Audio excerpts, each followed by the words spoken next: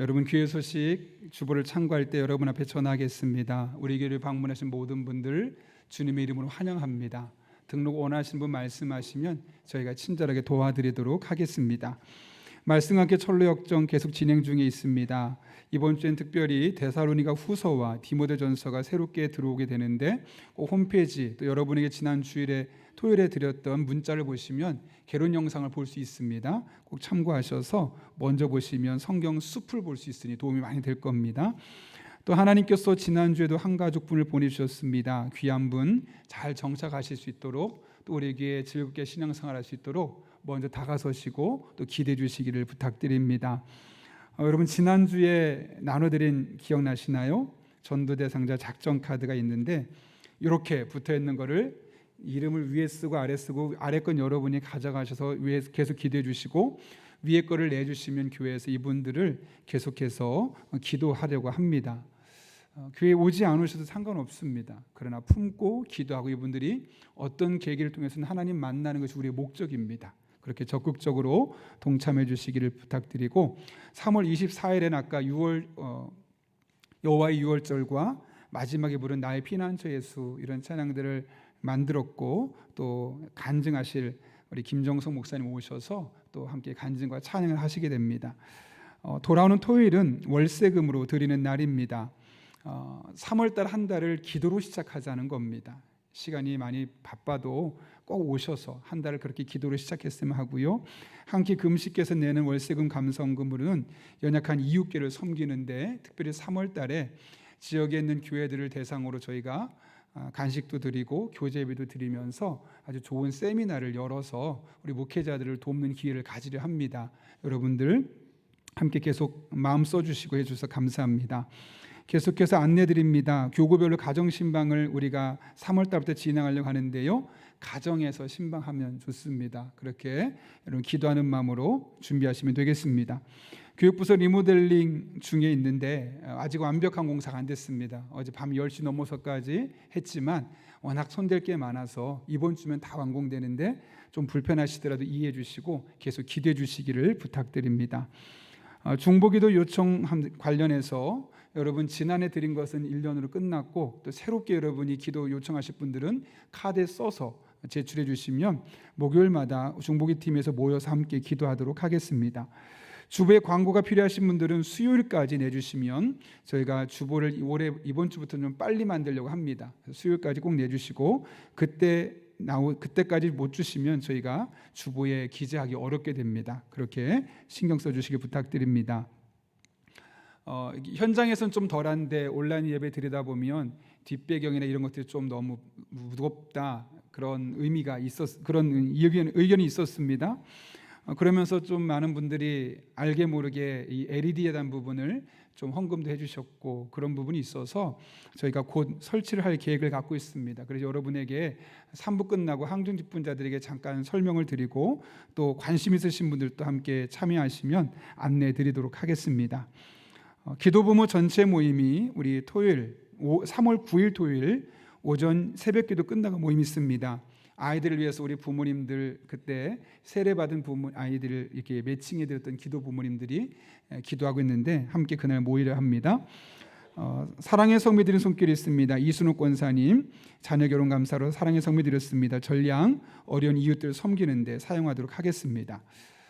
저희 교회 사무실에 오시면 한 18년 동안 꾸준히 출근하고 또 보이는 것 보이지 않는 것을 청소하고 애썼던 우리 오복심 집사님께서 정년 퇴직을 하고 또 1년 정도 일을 하시다가 또 다른 일을 하시기 위해서 교회를 퇴직하게 되었습니다. 정말 18년 동안 많은 분들의 뒤에서 서포트하고 하셨는데 못 나오셨나요? 뒤에 계시네요. 그렇죠? 잠깐 나오실 때 교회에서 준비한 꽃다발과 선물 또 드리도록 하겠습니다. 여러분 그리고 제가 잠깐 축복기도 하려고 하는데요. 여러분이 다 이렇게 축복의 말씀할 수는 없지만 그 마음을 담아서 감사의 마음을 담아서 큰 박수 부탁드립니다.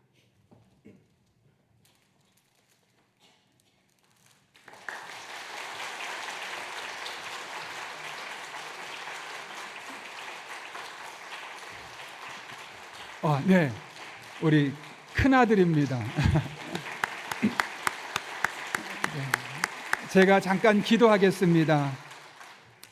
살아계신 아버지 하나님, 18년 동안을 보이는 곳, 보이지 않는 곳 청소하며 또 섬기며 우리 성도들의 손과 발이 되어주었던 오복심 집사님, 하나님의 계획 안에 정년을 무사히 잘 마칠 수 있게 해주시고 또 하나님 계획하신 바가 있어 새로운 길을 갈 수 있도록 길을 열어줄 것을 믿기에 이 시간 주님께 모든 걸 내어 맡기고 주님 앞에 간절한 마음으로 기도합니다. 혼자 자녀들을 키우며 여기까지 힘겹게 살아왔습니다. 하나님께서 늘 동행해 주셨는데 남은 한평생도 친구가 되어주시고 남편이 되어주시고 때론 자녀로 만나주셔서 외롭지 않게 하시고 지치지 않게 하시고 새롭게 맡겨진 일들 즐겁게 잘 감당해낼 수 있도록 복에 복을 더하여 주옵소서. 눈동자처럼 지켜주시고 늘 가는 발걸음에 하나님 빛을 비춰주시길 간절히 바라오며 예수님의 이름으로 기도하옵나이다. 아멘. 우리 들어가실 때 박수 다시 한번 부탁합니다.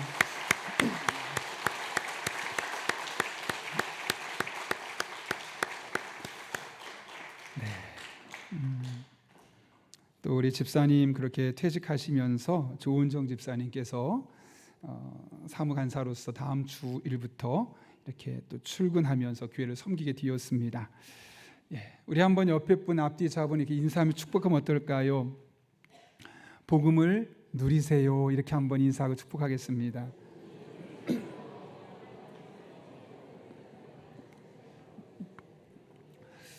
네, 제가 지난주 화요일에 용인 시찰 모임이 있어서 약 40개의 교회가 모여서 행정적인 것도 나누고 또 목회도 나누고 그런 시간이 있었습니다. 그래서 원삼 중앙교회 가서 이제 역북교회 목사님께서 설교를 하셨는데 그 교회 성도님의 이야기를 하셨습니다.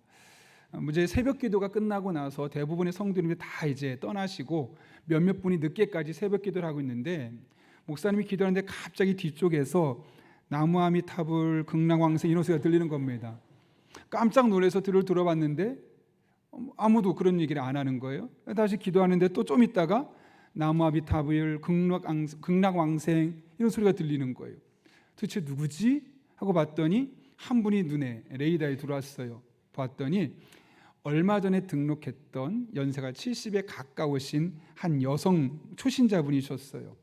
평생 불교 안에서 살아오셨던 분이었기 때문에 자기도 모르게 그 불교에서 했었던 습관이 나오는 거죠. 목사님은 곧 그치겠지 뭐 하는 마음에 계속 기도하다가 그 소리가 그치지 않고 계속 들리기에 그래 음악을 좀 줄이자. 그러면 다른 사람이 내 소리를 들을까 봐 작게 하겠지 라는 마음에 음악을 줄였는데 이제는 아버지 하나님, 아버지 부처님 이 둘을 동시에 하는 거예요. 목사님 너무 당황해가지고 이분이 나랑 새가족 공부도 했고 그랬는데 어떻게 이렇게 기도할 수가 있지? 그래서 이분이 아마 예수님을 제대로 몰랐고 복음을 제대로 몰라서 그런가 보다 해서 그분 옆에 살짝 다가서서 잠깐만요, 예수님 잘 모르는 것 같은데 저를 따라해 보세요 하고 영접 기도를 해드렸다는 거예요. 그 이야기를 듣고 많은 목사님들이 웃기도 하고 또 한편으로는 아마 깊이 있는 생각을 하는 시간이 있었습니다. 비록 교회 나온 지 얼마 되지 않은 초신자예요. 교회를 잘 몰라요. 기도에 대해서 깊이 있게 알지 못해요. 그럼에도 불구하고 왜 이런 일이 일어날까요? 한편으로는 아버지 하나님이라고 한편으로는 또 왜 아버지 부처님이란 말이 같이 나올 수밖에 없는 걸까요? 이분이 복음을 제대로 알지 못했기 때문에 그렇죠. 그래서 자신도 모르게 예전에 했던 습관과 새롭게 만들어진 이 습관이 같이 나오는 겁니다. 사실 우리가 복음 많이 들어보셨죠? 이 복음은 기독교의 핵심입니다. 복음을 잘 모르면 신앙생활에 위기가 찾아올 수 있고 복음을 잘못 들으면 이단이 될 수 있습니다. 그만큼 복음이 우리에게 아주 중요하죠. 복음에 따라서 그 사람의 신앙이 정통의 신앙을 계승할 수도 있고 복음에 따라서 사이비와 이단과 그 가정이 흔들릴 수 있는 여지도 생길 수 있는 겁니다. 그런데 아쉽게도 많은 분들이 복음을 잘 모른 채 교회를 다니고 있습니다. 그래서 복음의 능력을 경험하지 못한 채 교회 안에서는 교회 안에 있기 때문에 잘 표시가 안 나는데 교회 밖에 나가면 정말 이분이 예수님 믿는 사람인가? 복음의 은혜를 경험한 사람이 맞나 싶을 정도로 일반인들과 구별되지 않을 정도로 살아가는 분이 너무나 많다는 거죠. 그런 맥락에서 우리가 하늘의 복을 받고 세상에 복이 되는 사람이 되려면 먼저 복음이 무엇인지를 정확하게 알아야 하고 그 복음을 내가 먼저 누려야 하고 받은 바 복음을 세상에 흘려보낼 수 있어야 합니다. 그럴 때 우리는 하늘의 복을 내가 가장 먼저 확인하고 그 받은 바 복으로 세상을 복되게 할 수 있는 사람으로 살아갈 수 있는 것이죠. 바라긴 여러분 모두가 복음의 능력을 온전히 경험하여 세상에 복이 되는 성도님들 될 수 있기를 예수님의 이름으로 축복합니다. 오늘 본문의 말씀은 사도 바울이 로마 교회에 보내는 편지입니다. 그러면서 그 목적을 이렇게 밝히죠. 오늘 읽지는 않았지만 15절에 이렇게 기록되어 있어요. 그러므로 나는 할 수 있는 대로 로마에 있는 너희에게도 복음 전하기를 원하노라.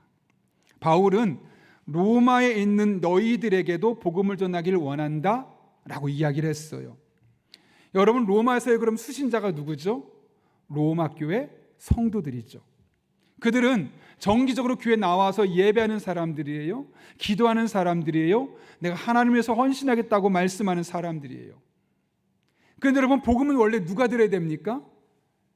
복음을 모르는 사람들, 교회에 나오지 않는 사람들, 예배하지 않는 사람들, 하나님과 상관없는 사람들이 복음이 필요한데, 오늘 바울은 이미 복음이 뭔지를 대략 알고 있었던, 그래서 교회에 나와서 예배하고 있었던 로마 교회 성도들에게 나는 당신들에게 복음을 전하기를 원합니다 라고 이야기하고 있는 거예요. 왜 그런 일이 생길까요, 여러분? 로마 교회 성도들이 교회는 나오지만 예배는 드리지만 복음이 무엇인지 모르면서 예배드리는 성도가 적지 않게 있었다는 것이죠. 참 아이러니합니다. 교회는 다니는데 복음이 뭔지 모릅니다. 예배는 드리는데 복음이 뭔지 모릅니다. 기도도 하긴 하는데 예수님의 십자가 사건이 내게 준 그 의미인 복음을 제대로 알지 못하고 교회 다니는 사람이 많다는 겁니다. 제가 대학 다닐 때 제 친구의 자취방에 4명이 가서 저녁을 맛있게 먹고 거기서 하루 1박을 할 그럴 계획을 갖고 친구 집에 갔습니다. 그래서 막 업무를 분담했어요. 그래서 자취방의 주인인 친구는 밥을 하고 저는 반찬을 만들고 두 친구 나가서 간식을 사오고 그 업무를 분담하고 있는데 갑자기 바깥에 있는 그 수도꼭지 있는 주변에서 그 자취방의 주인 아주머니께서 어머 하고 깜짝 놀라시는 거예요. 저도 놀라가지고 무슨 일 있나 해서 급하게 나갔더니 밥을 하기로 했던 친구가 그동안 밥을 많이 안 하고 사 먹기만 하다 보니까 밥솥을 씻어야 되잖아요. 그러면 여러분 겉에 밥통이 있고 안에 밥솥이 있지 않습니까? 밥솥만 씻어야 되는데 밥솥에 거품을 내고 밥통에 거품을 내서 씻고 있는 거예요. 그 아주머니가 깜짝 놀란 거죠. 왜냐하면 거기에 물이 들어가면 PCB 기판이 문제가 생기고 쇼트가 나면 화재가 날 수도 있잖아요. 근데 저희는 경악을 했어요. 왜냐하면 제 전공이 전자공학이거든요. 그러니까 전자공학과를 다니는 친구가 밥통에다 물을 붓고 거품으로 씻고 있는 거예요. 그러니까 우리 친구들이 다 깜짝 놀라 너 지금 뭐 하는 거냐고. 그도 그럴 만한 것이 이 친구는 학교는 오지만 공부는 관심이 없어요. 늘 음악 귀에 꽂고 음악을 계속 듣고 끝나고 나면 계속 드럼 치면서 연습하고 드라코스라는 그런 그 음악 팀에 속해 있었거든요. 그리고 그 친구가 지금 음악 목사가 됐거든요. 어찌되었든 그 친구의 모습을 보면서 충격을 받았었죠. 근데 오늘 약간 바울이 그런 의미를 하는 것 같아요. 로마 교회 성도들에게 복음을 전한다는 것은 마치 전자공학과를 전공한 사람이 그 밥통을 물로 씻고 있는 것과 똑같은 느낌인 거죠. 왜 이렇게 할 수밖에 없었을까요, 여러분? 왜 바울은 로마 교회 성도들에게 복음에 대해서 이렇게까지 강조할 수밖에 없었을까요? 1차적으로는 그들이 복음을 몰랐기 때문이겠죠. 두 번째로는 복음을 몰라서는 안 되기 때문에. 내가 그리스도인이라면, 예수 믿는 사람이라면, 적어도 교회 나와서 예배드리는 사람이라면 복음이 무엇인지 정확하게 알아야만 하기 때문에 그들에게 복음을 전할 수밖에 없었던 겁니다. 그렇다면 복음은 도대체 무엇일까요? 오늘 본문에 사용된 복음이라는 단어는 헬라어로 유앙겔리온이란 단어예요. 영어로는 good news라고 번역이 되고 우리 한글로는 좋은 소식이라고도 바꿀 수 있어요. 여러분, 복음이 좋은 소식이라는 이야기는 뭘까요? 지금 좋지 않은 상황 가운데 놓여 있다는 거죠. 그러니까 좋지 않은 상황 가운데 있으니까 그 복음이 우리에게 좋은 소식이 될 수 있는 거 아니겠습니까? 그러면 좋지 않은 소식은 도대체 무엇이겠습니까? 바로 인간이 직면한 죄의 문제입니다. 아담과 하와가 하나님이 먹지 말라 말씀하셨던 선악을 알게 하는 나무 열매를 따먹음으로 우리 인간은 죄의 오염이 되었어요. 그래서 크든 작든 의도성을 가졌든 비의도성을 가졌든 인간은 늘 죄를 지을 수밖에 없고 죄 안에 거할 수밖에 없는 존재가 되었던 것이에요. 문제는 그렇게 죄를 지으면서 하나님과 우리 사이가 단절돼 버린 겁니다. 그러다 보니 어떤 일이 생기겠습니까? 뭔가 열심히 사는데 만족이 없습니다. 인생의 방향이 없습니다. 보람이 없습니다. 삶의 의미가 없습니다. 서로 경쟁하고 다투고 행복하려고 노력하지만 실상은 행복하지 않은 불행한 삶을 살 수밖에 없는 인생으로 전락해버릴 수밖에 없는 겁니다. 이것이 다가 아니죠. 우리 육체는 죽음을 맞이할 수밖에 없고 세상을 떠나는 그날 하나님의 심판대 앞에 서서 예수님 믿느냐 그렇지 않느냐에 따라서 천국과 지옥의 갈림길에서 우리 운명이 두 갈래로 나눠질 수밖에 없다는 거죠. 더 큰 문제가 있습니다. 이 문제를 해결할 수 있는 능력이 있거나 해결할 수 있는 누군가 있으면 좋겠지만 사람은 누구도 이 문제를 해결할 수 없다는 거죠. 아무리 재산이 많아도 아무리 지혜가 있어도 미국의 대통령처럼 모든 권력을 다 가질 수 있는 사람이라 할지라도 죄의 문제는 누구도 해결할 수 없는 겁니다. 물론 사법적으로는 법원에서 판사가 무죄 선고할 수 있지만 영적인 면에 있어서만큼은 이 죄를 문제를 누구도 해결할 수 없는 겁니다. 이렇게 인류는 좋지 않은 상황에 놓여 있었죠. 이렇게 좋지 않은 상황에 우리에게 가장 기쁜 소식 복음은 무엇이겠습니까? 바로 이 죄의 문제를 해결할 분이 있다는 거죠. 그게 무엇입니까? 하나님께서 하나밖에 없는 아들을 이 땅에 보내셔서 우리의 모든 죄를 대신 짊어지고 십자가에 못 박고 죽게 하셔서 우리의 죄를 용서하셨다는 것, 그것이 바로 복음입니다. 그래서 그것을 받아들이는 자는 그가 누가 되었든 하나님의 자녀가 되어서 하나님의 보호하심을 받고 하나님의 날개 그늘 안에 살아간다는 것, 이것이 바로 복음 아니겠습니까? 이것이 바로 굿뉴스, 복음입니다. 이 가치는 단순히 우리가 회사에서 한 호봉을 승진해서 연봉이 한 호봉 두 호봉 올라가는 것, 그거가 비교할 수 없는 기쁨입니다. 암 환자가 암을 고침 받는다는 것, 완치 판정을 받는다는 것, 얼마나 기쁜 소식일까요?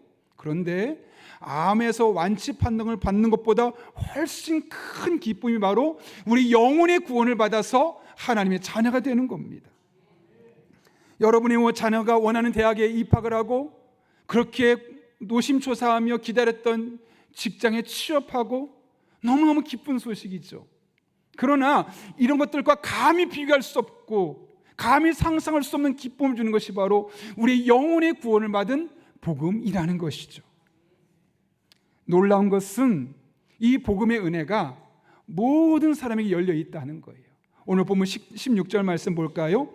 이렇게 기록되어 있어요. 내가 복음을 부끄러워하지 아니하노니 이 복음은 모든 믿는 자에게 구원을 주시는 하나님의 능력이 됨이라. 먼저는 유대인에게요 그리고 헬라인에게로다. 이 복음 안에서 구원받지 못한 사람은 아무도 없다는 거예요. 그리고 여기는 유대인과 헬라인을 이야기하죠. 그러면 유대인과 헬라인만 구원받나? 이것은 당시에 유대인의 관점에서 봐야 돼요.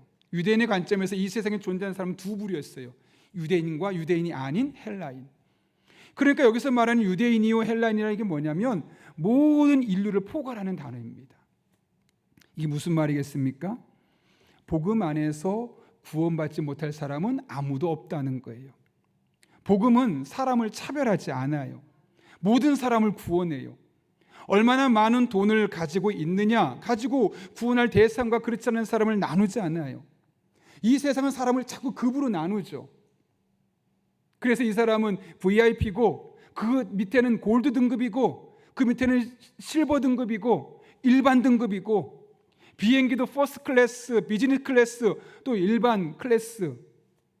이코노미 클래스 이렇게 나누면서 사람을 자꾸 급을 나누지만 복음엔 그런 게 없다는 거예요. 돈으로, 그 사람이 가지고 있는 실력으로, 외모로, 국적으로, 피부 색깔로 그 어떤 것으로도 구원받는 데 제한사항이 없어요. 모든 사람을 다 구원할 수 있는 것이 바로 복음의 능력입니다. 방법도 너무나 단순해요. 오늘 보면 17절 말씀이 이렇게 말합니다. 복음에는 하나님의 의가 나타나서 믿음으로 믿음에 이르게 하나니 기록된 바 오직 의인은 믿음으로 말미암아 살리라 함과 같으니라. 이게 무슨 말일까요, 여러분? 구원받는데 우리 인간의 노력과 수고와 땀은 아무런 소용이 없다는 거예요. 딱 하나, 믿기만 하면 돼요. 무엇을 믿어요? 우리는 죄인이라는 거죠. 그런데 그 죄의 문제를 해결할 수 없는데 하나님께서 그 안타까운 것을 보시고 이 땅에 예수님을 보내시고 그분이 우리의 죄를 대신 짊어진 것을 믿기만 하면, 우리의 죄가 용서받았고 내가 하나님의 아들과 딸이 됐던 사실을 믿기만 하면 그로 말미암아 우리는 구원받게 된다는 사실을 분명하게 말씀하고 있는 겁니다. 얼마나 많이 기도했습니까? 예배 일주일 한 달 1년에 몇 번이나 빠졌습니까? 헌금의 양을 얼마나 됩니까? 교회에서 얼마나 많이 봉사했습니까?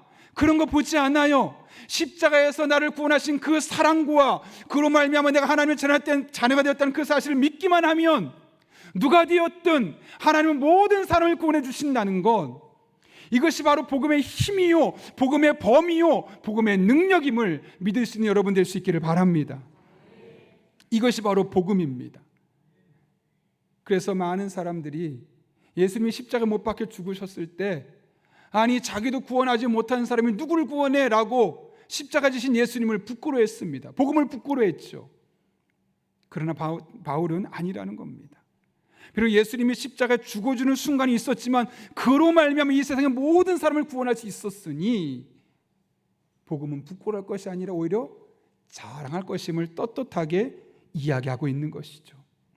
근데 여기서 한 가지 흥미로운 사실을 볼 수 있는데요, 그것은 복음이 가진 현재성입니다. 오늘 16절 말씀 다시 한번 읽어볼게요. 같이 한번 읽겠습니다. 시작. 내가 복음을 부끄러워하지 아니하노니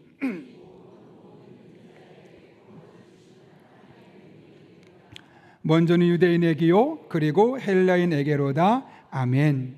자, 이 복음의 능력 누구나 경험할 수 있습니다 라고 말하면서 그 앞에 쓰는 조건이 있어요. 뭐예요?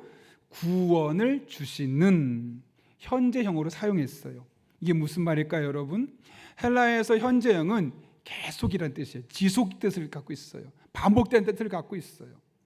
그러니까 여러분 이게 무슨 말이냐? 예수님께서 우리를 위해 십자가에서 못 박히셔서 우리를 하나님의 자녀로 만든 사건은 약 2000년 전에 이루어진 사건이지만 그날 한날 사건은 끝난 것이 아니라 오고 가는 모든 세대에 그분의 십자가 사건을 믿기만 하면 누구나 계속해서 지속적으로 구원받을 수 있음을 말씀하고 있는 것이죠. 그래서 2000년 전에 구원받은 사람이 있고 오늘도 구원받는 사람이 있고 내일도 구원받는 사람이 있습니다. 누가요? 예수 그리스도의 십자가의 은혜를 믿는 사람, 그 복음의 능력을 믿는 사람이라면 누구나 항상 지금 하나님의 은혜를 경험하고 하나님의 자녀로서 도우심과 보호하심을 받으며 살아갈 수 있다는 겁니다. 어제 제가 자주 교제하는 목사님의 그 교회 성도의 이야기를 한 분을 들었어요. 그 교회 의사가 한 분이 계시대요. 근데 이분이 평상시에 자주 하는 말이 뭐냐면 자기는 공부를 못하는 사람이 이해가 안 된대요. 그리고 일을 잘 못하는 사람이 도무지 이해가 안 된대요. 아니, 노력하면 되지 왜 안 돼? 근데 그렇게 이야기하셨었대요. 그도 그럴 게 이분이 고등학교 1학년 때까지 만약 400등까지 있으면 거의 380등 꼴찌하던 분이 거의 전교에서. 그런데 고등학교 2학년이 되면서 물리 수업을 들어갔는데 선생님이 강의를 너무나 잘하고 재미있는 거예요. 물리 너무너무 좋은데 재미있고 흥미가 생기니까 열심히 공부한 거 아니겠습니까? 결국 짧은 시간에 성적이 가파르게 상승하는 거예요. 그 다음에 100점, 100점. 선생님이 깜짝 놀라는 거예요. 야, 너 공부에 재능이 있구나. 너 물리를 공부하고 나중에 계속 이쪽으로 나가면 좋겠다. 애가 갑자기 성적이 쭉쭉쭉 올라가더니 의대를 진학하고 의사가 된 거죠. 그러니까 그분이 생각하기에는 다른 사람이 이해가 안 되는 거예요. 자기는 평생 놀다 딱 2년 공부하고 의대 갔잖아요. 요즘 그 어렵다는 의대를 갔단 말이에요. 그런데 다른 사람들은 어릴 때부터 계속 공부해도 공부를 못하는 거 보면서 이해가 안 되는 거죠. 난 2년에 의대까지 갔는데, 난 노력하면 뭐든 금방 이룰 수 있는데 저 사람 왜 안 되는 거야? 저거 게으른 거야? 핑계야. 사람들 그렇게 보기 시작하는 거예요. 그러니까 사람이 제대로 안 보이죠. 의사 밑에 있는 모든 사람은 다 쓸모없는 사람, 공부도 제대로 안 한 사람이고 그 시기에 열심히 살지 않은 사람이고 게으른 사람, 이런 의식이 그분의 마음속에 있었던 거예요. 그러다가 코로나쯤 되었을 때 독일로 유학을 갈 기회가 되었던 거죠. 그곳에 가게 돼서 한국 사람이 그립잖아요. 그래서 찾다 보니까 교회가 한 군데 있어요. 교회를 갔는데 성도가 없어요. 근데 목사님을 딱 만나는데 그 교회가 어떤 교회였냐면, 목사님 오랫동안 기도했어요. 성도가 너무 없어서 하나님, 이제 한두 주만 더 성도가 없으면 저희 이제 목회 그만두겠습니다 하고 하나님 앞에 결단하고 목회를 그만두려고 하고 있었는데 그 한 분 성도님이 온 거예요. 아, 하나님이 기도 응답으로 보내주신 분이구나. 마음을 활짝 열고 다가서서 적극적으로 그분에게 갔죠. 이분도 그곳에서 많은 분을 알지 못하지만 목사님을 통해서 많은 사람을 알 수 있다라는 마음에 교회에 다니기 시작했어요. 1대1로 성경 공부가 시작된 거예요. 그러면서 예수님이란 분이 자신의 죄를 짊어지고 못 박혀 죽으셔서 내 죄가 용서되었고 나는 하나님의 자녀가 되었다는 거. 근데 거기에 어떤 자기가 공부했던 것처럼 2년 동안 코피를 쏟아가며 열심히 공부하지 않아도 되고 내가 가진 재산을 다 바치지 않아도 되고, 근데 나를 구원해 주셨다는 거예요. 너무 손쉽게 그 복음의 진리를 깨닫게 되면서 이분이 생각이 달라졌어요. 과거에는 좀 공부 못하는 사람, 게으른 사람, 자기 일을 방임한 사람, 무식한 사람 이렇게 봤다가 아니구나, 나같이 자격 없는 사람들 하나님께서 구원해 주셨는데 어쩌면 이 모든 사람은 다 하나님의 자녀고 각각의 뜻이 있어 각각의 삶의 자리에서 열심히 살아가고 있는 거였구나라는 것을 깨닫게 되는 거예요. 그렇게 자신을 바라보는 관점이 달라지고 성도들을 바라보는 관점이 달라지고 세상을 보는 눈이 달라지니까 어떨까요? 과거에는 사람들을 보면 다들 쯧쯧쯧 했었는데 다들 사랑스럽게 보이고 복음의 대상으로 보이기 시작하고 그 인생을 바라보는 관점이 180도 달라진 거예요. 이제 한국에 들어와서 그 교회를 다니면서 내가 만난 예수님이 너무너무 좋잖아요. 근데 나만 예수님 만나는 게 안타까운 거예요. 그래서 사람들에게 막 전하면서 사실 내가 옛날에 이런 사람이었는데 예수님 만나고 이렇게 바뀌었습니다, 그렇게 간증하며 다닌다는 거예요. 여러분, 복음의 능력이라는 것은 단순히 나 예수님 믿고 천국 갑니다로 끝나는 게 아니에요. 우리가 하나님의 자녀로 거듭나는 거예요. 하나님의 도우심을 받고요, 하나님 날개 그늘 안에 우리가 안전하게 보호를 받고요, 그로 말미암아 상황이 흔들려도 그것 때문에 흔들리지 않고 절망적인 상황에도 소망을 갖고 세상이 줄 수 없는 평강과 안식과 기쁨으로 살아갈 수 있는 그 영적인 충만함이 우리 안에 주어지는 거예요. 그러면 사람과의 관계도 달라지겠죠. 사람을 무시하는 것이 아니라 존중하게 되고 그 안에 서로의 관계가 더 깊어질 수밖에 없는 거죠. 이처럼 복음의 능력은 매우 실제적이면서 매 순간 우리가 십자가의 구원을 받아들이는 사람마다 늘 경험할 수 있게 된다는 거죠. 제가 최근에 책을 보다 한 선교사님이 했던 실험에 대한 이야기를 봤어요. 그 선교사님은 터키에서 복음을 전하다가 붙잡혀서 재판을 받았는데, 터키는 무슬림 국가예요. 그러다 보니까 복음 전하는 것이 금지되어 있지 않겠습니까? 사형 선고까지 됐어요. 그럼에도 불구하고 계속 복음을 전하니까 결국은 쫓아내서 한국에 추방을 당할 수밖에 없죠. 그분이 한국에 들어오자마자 가장 먼저 경험한 게 뭐냐면 한국에 패배의식이 있다는 거예요. 특히 기독교인들 가장 많이 들었던, 목사님들께 성도님들에게 가장 많이 들었던 이야기 뭐냐면 한국교회가 쇠퇴하고 있다, 한국교회에 소망이 없다, 이러다간 유럽교회처럼 될 수밖에 없다, 한국교회 다 문 닫는다, 늘 그런 이야기만 들리는 거예요. 내 마음에 오기가 생기더래요. 아니, 나는 훨씬 더 환경이 안 좋은 튀르키예에서 복음 전하다 사형 선고까지 받으면서 복음을 전하고 그것에서 많은 사람이 예수님 믿는 것을 봤는데, 이렇게 복음 전하기 좋은 거, 교회도 많은 그곳에서 왜 안 된다고, 자꾸 교회가 망할 거라고 왜 패배의식에 살아가는 거지? 오기를 갖고 내가 된다고, 아무리 이제는 복음 전해도 안 받아들인다 이 세상 속에 아니라고 여전히 복음을 전하면 받아들일 것이고 사람 바뀐다고 그거를 보여주고 싶어서 실험을 했어요. 그동안 이제 드라이브 이제 본인이 렌트카를 하면서 한국에서 계셨는데 그거를 다시 반납하고 택시를 타기로 한 거예요. 택시를 타면 적어도 택시를 타는 순간 이분과 나와 단둘이 적어도 목적지에 따라서 짧게는 5분에서 2, 30분 가지 않겠습니까? 그때마다 복음을 전하는 거죠.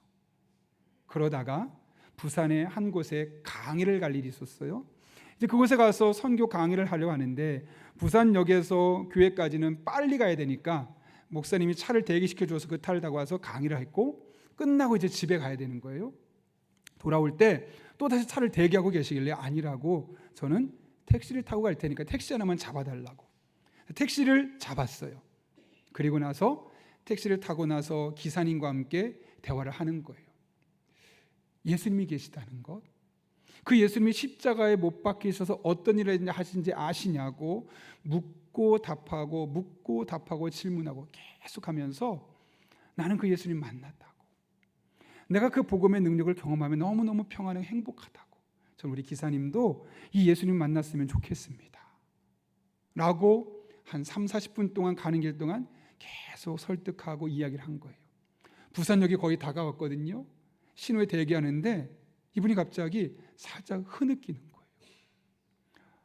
저도 그 예수님이 만나고 싶습니다 라는 거죠. 그러면서 그분이 하는 이야기가 자기 주변에 지인들이 있고 또 직계 가족들이 있지 않고 친척들 중에 예수 믿는 사람이 참 많대요. 더군다나 목사님도 한 분 계시대요. 근데 그 중에 어느 누구도 자신에게 예수님이 어떤 분인지, 예수님이 무슨 일을 하셨는지, 또 그 예수님을 만나서 자기 삶이 얼마나 놀랍고 행복하고 평안한지를 이야기한 사람은 경험한 적이 없다는 거예요. 다들 공통적으로 우리 교회 오시라고, 우리 교회 시설도 좋고 우리 교회 목사님 좋고 우리 교회 너무너무 좋으니까 우리 교회로 오시라고, 이제 나이도 들었으니 교회 갈 때 되지 않았냐고, 내가 이만큼 말했으니 이젠 교회 갈 때 되지 않았냐고, 복음으로 예수님에게로 초대하는 것이 아니라 교회라는 공간으로 초대하는 거예요. 근데 여러분 엄밀히 생각해 보면 굳이 교회라는 공간을 생각하면 그 시간에 뭔지도 모를 이야기를 듣는 것보다 건강을 위해 등산을 하는 게 좋고 자신의 즐거움을 위해서 취미생활하는 게 훨씬 더 좋지 않겠습니까? 근데 우리는 많은 사람이 어떻게 해요? 우리 교회 오세요, 교회 오세요, 자꾸 공간을 소개해요. 공간을. 이분에게 필요한 것은 공간이 아니었던 거예요. 교회라는 이 공간이 아니라 그 교회에서 예배하는 사람들이 만난 예수님, 그분이 십자가에서 무슨 일을 하셨는지, 그분을 만나면 우리 삶에 어떤 평안이 있고 어떤 안식이 있고 어떤 기쁨이 있는지, 그게 필요한데 그것은 온데간데 없어지고 장수만 전하니 수십 년 동안 들어도 내가 굳이 교회를 왜 가? 어색한데 불편한데. 그럴 수밖에 없었다는 거죠. 여러분, 왜 이런 일이 생기는 것일까요? 왜 아무도 복음이신 예수 그리스도를 이야기하고 그분을 만난 나의 믿음을 고백하고 간증하는 것이 아니라 교회라는 공간으로 우리가 초대하는 것일까요? 이 책을 쓰신 목사님의 결론은 너무나 단순합니다. 교회를 다니고 있는 그들도 예배는 드리고 있지만 복음이 무엇인지 잘 모르거나 복음이신 예수 그리스도의 십자가를 제대로 경험하지 못하고 누리고 있지 못하기 때문이다. 그러다 보니 왜 교회에 나가야만 하는지, 교회에서 들려주는 복음이 무엇인지를 전해줄 수 없었다는 거죠.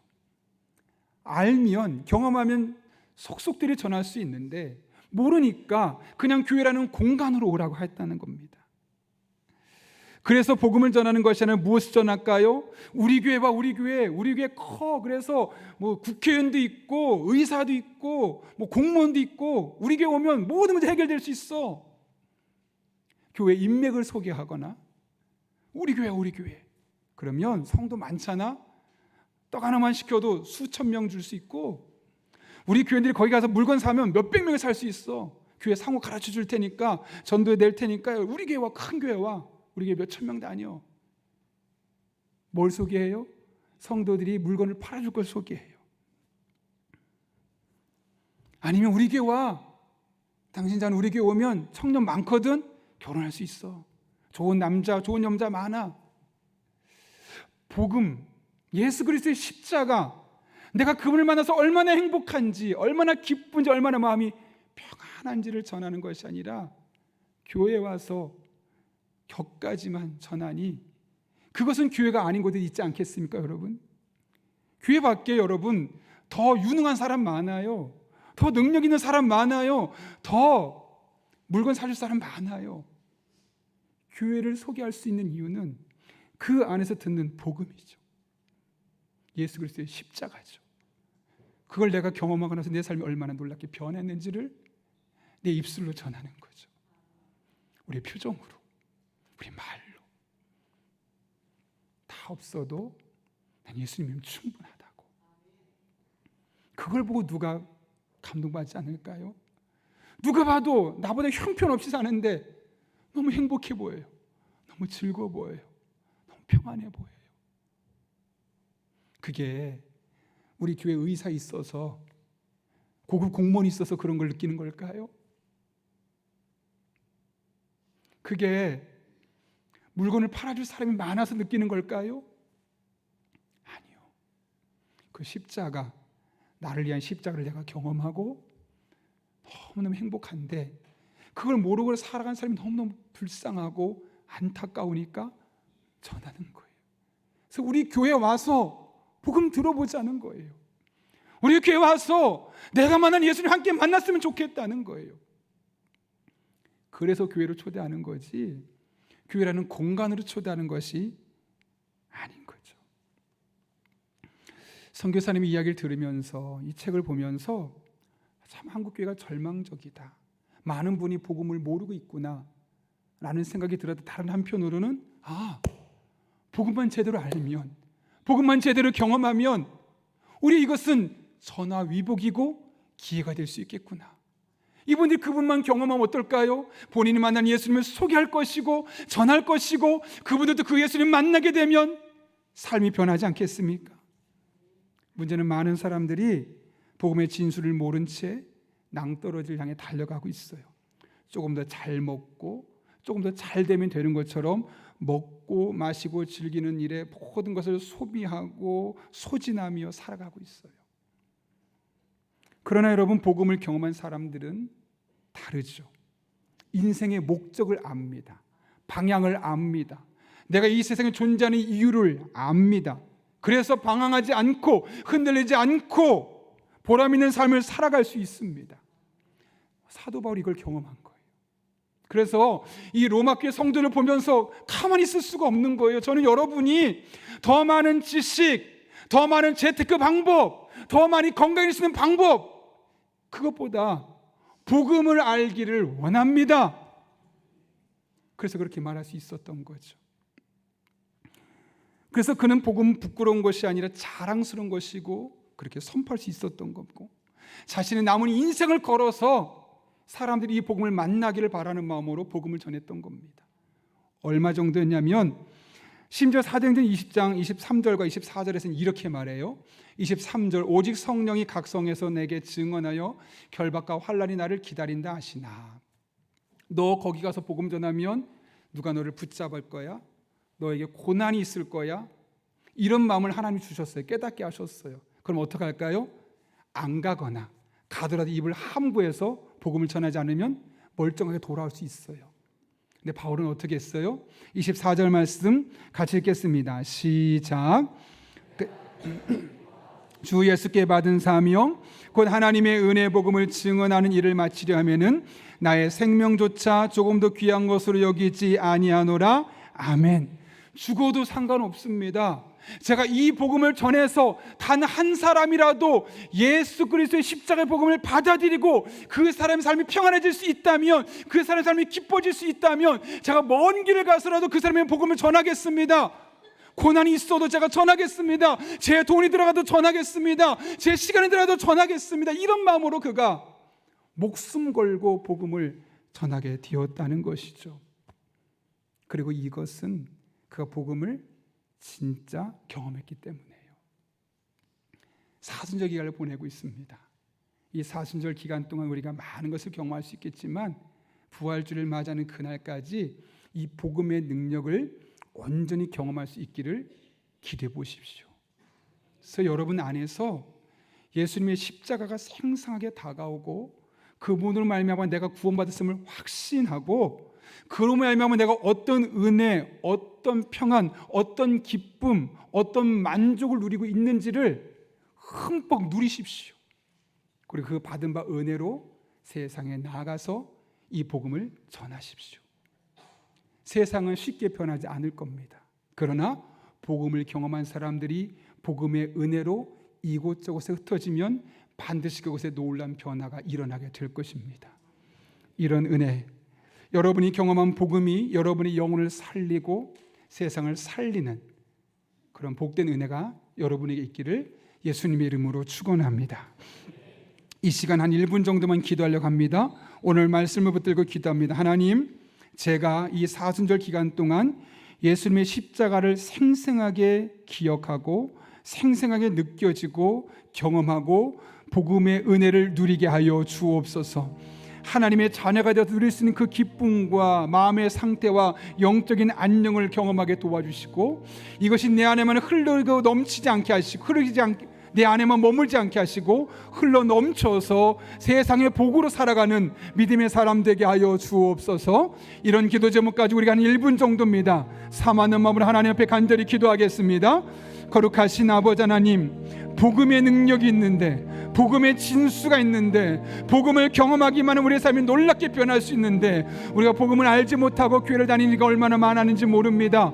복음의 진수를 경험하게 하시고 그 복음의 능력을 내가 경험하게 도와주시고 그 받은 바 복음의 능력으로 세상을 섬기며 나갈 때 이 세상이 도무지 변화될 것 같지 않았던 이 세상이 복음으로 말미암아 달라지게 하시고 변화되게 하시고 하나님의 은혜가 그렇게 우리 가정에 임하고 우리 직장에 임하고 우리 교회 안에 임하고 내가 만나는 사람들이 관계 속에 임하게 도와주셔서 이 놀라운 하나님의 은혜를 함께 간증하며 살아가게 하여 주옵소서.